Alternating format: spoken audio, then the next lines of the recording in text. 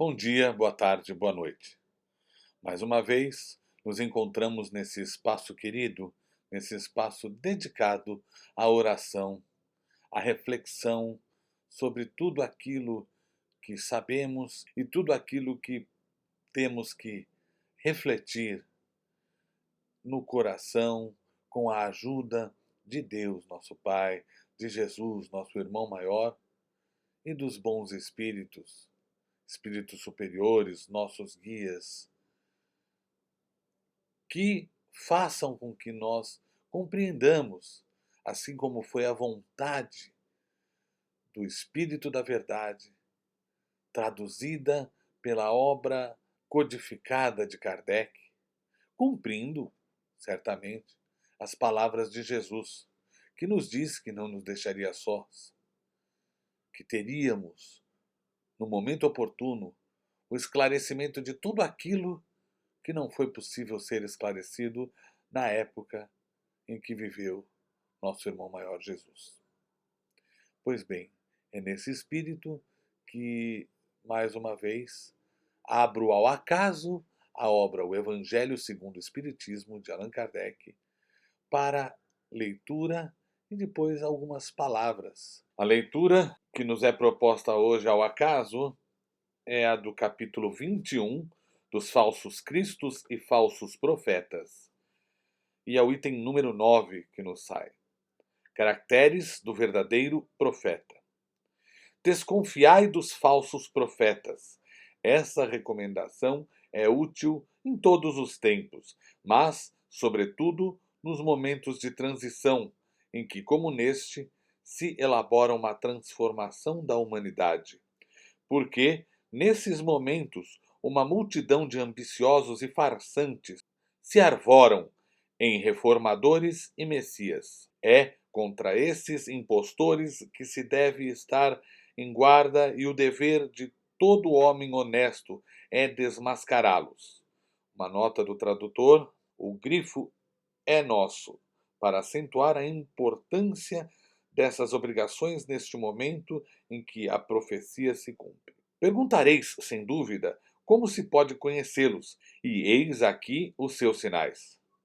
Não se confia o comando de um exército senão a um general hábil e capaz de o dirigir. Acreditais que Deus seja menos prudente que os homens? Ficais certos de que ele só confia missões importantes aos que se sabe serem capazes de cumpri-las, porque as grandes missões são pesados fardos que esmagariam os carregadores demasiado fracos. Como em todas as coisas, também nisto o mestre deve saber mais do que o aluno. Para fazer avançar a humanidade, moral e intelectualmente, são necessários homens superiores em inteligência e moralidade. Eis porque são sempre espíritos já bastante avançados, que fizeram suas provas em outras existências, os que encarnam para essas missões, pois, se não forem superiores ao meio em que devem agir, nada poderão fazer. Assim sendo, concluireis que o verdadeiro missionário de Deus deve provar que o é pela sua superioridade, pelas suas virtudes, pela sua grandeza, pelos resultados e a influência moralizadora de suas obras. Tirai ainda esta outra consequência: se ele estiver, pelo seu caráter, pelas suas virtudes, pela sua inteligência, abaixo do papel que se arroga ou do personagem cujo nome utiliza, não passa de um farsante de baixa classe que não sabe sequer imitar o seu modelo. Outra consideração a fazer é a de que a maior parte dos verdadeiros missionários de Deus ignoram que o sejam.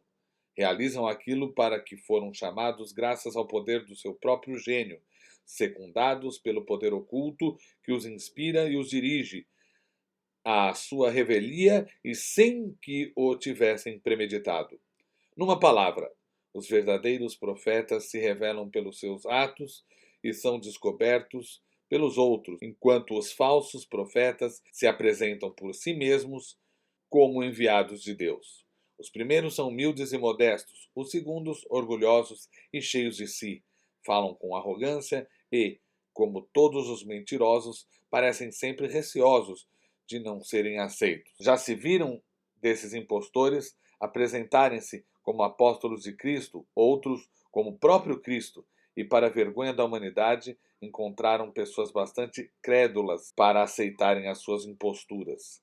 Uma observação bem simples, entretanto, bastaria para abrir os olhos aos mais cegos. Se o Cristo reencarnasse na Terra, o faria com todo o seu poder e todas as suas virtudes, a menos que se admita, o que seria absurdo, que ele houvesse degenerado. Ora, da mesma maneira que, se tirarmos a Deus um de seus atributos, já não teremos Deus, se tirarmos uma só das virtudes do Cristo, não mais o teremos. Esses que se apresentam como o Cristo revelam todas as suas virtudes? Eis a questão.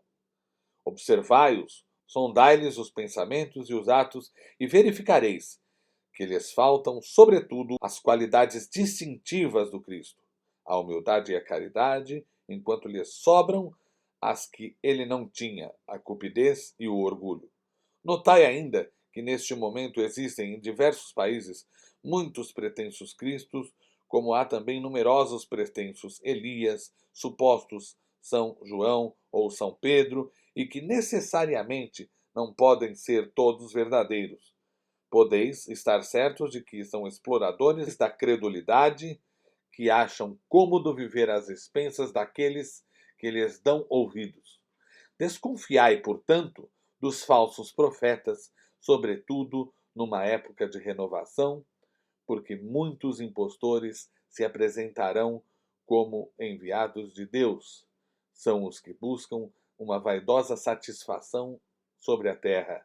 Mas podeis estar certo de que uma terrível justiça os espera. Erasto, Paris, 1862. Pois bem, meus irmãos, a lição é clara, cristalina.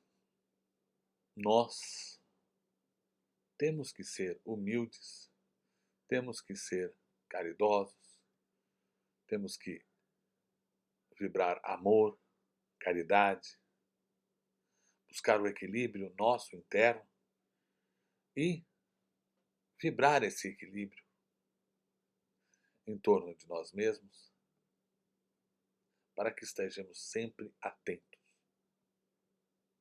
Atentos a diversos, muitos obstáculos, muitas dificuldades, algumas causadas pelo nosso atraso, porque necessitamos evoluir, certamente, outras causadas por pessoas que, infelizmente, perturbadas, certamente, muito perturbadas, acreditam ser a reencarnação de pessoas muito evoluídas do passado, apóstolos de Cristo, o próprio Jesus Cristo, Senhor. E outros tantos profetas. Ainda hoje escuto dizer que pessoas frequentam centros pretensamente kardecistas, cujo espírito dirigente da casa se diz ser o próprio Elias. Já ouvi de centro, sim, cujo dirigente se julga a reencarnação do próprio Cristo. Isso é muito triste. Ou de Allan Kardec, o que é igualmente triste, mas não tão absurdo quanto se julgar a encarnação do próprio Cristo. Tiveram pessoas no Brasil que se dizem isso e são mais atores querendo ganhar seus 15 minutos de fama do que pessoas que buscam aquelas qualidades excelsas, simples, mas excelsas, de nosso irmão maior Jesus Cristo. A humildade absoluta e a caridade, o amor absolutos. É preciso que tenhamos muito cuidado, porque Estamos, efetivamente, como disse Kardec, daquele tempo, meados do século XIX, até hoje, num momento de transição, moral, em que as pessoas estão, de um lado, sendo levadas ao ceticismo absoluto, através daquilo que a ciência vem descobrindo e supostamente e superficialmente, eu diria, derrogando qualquer lei moral cristã. No entanto, as verdadeiras pesquisas não são essas.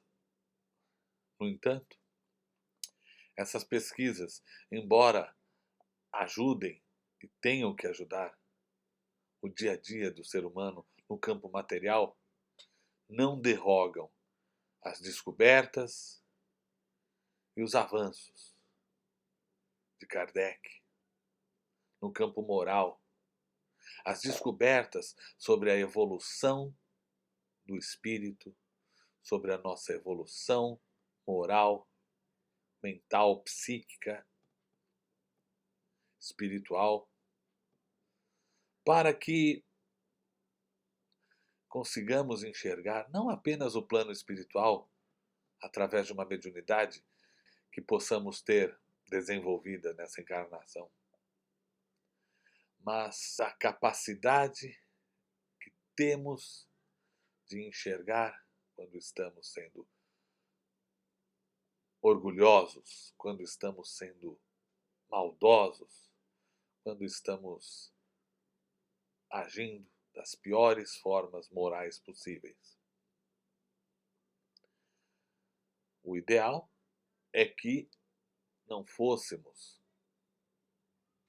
tão mesquinhos, não fôssemos tão imorais, não fôssemos tão antiéticos.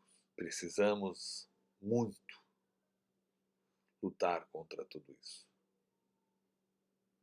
Lutar contra tudo isso e estar atentos a tudo o que nos dizem, a tudo o que nos professam, a tudo o que nos mandam obedecer ou acreditar.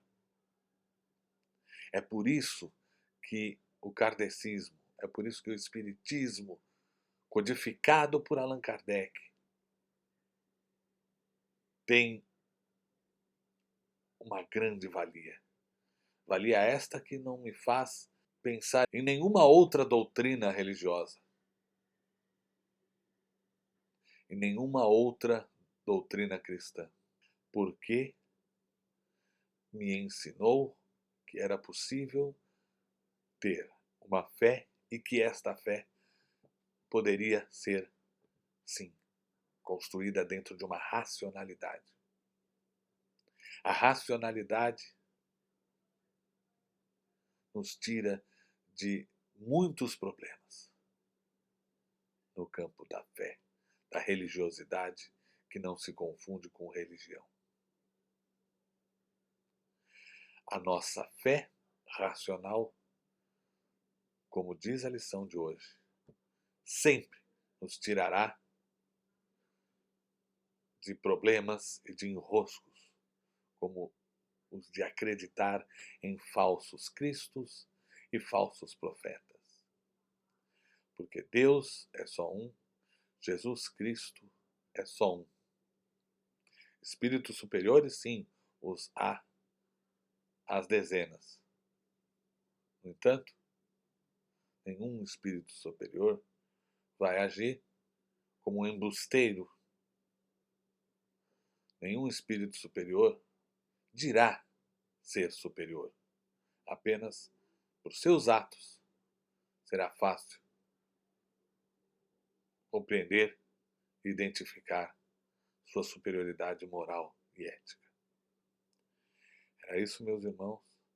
Agradeço por mais este vídeo, esta oportunidade de estar com você, meu irmão, minha irmã do caminho.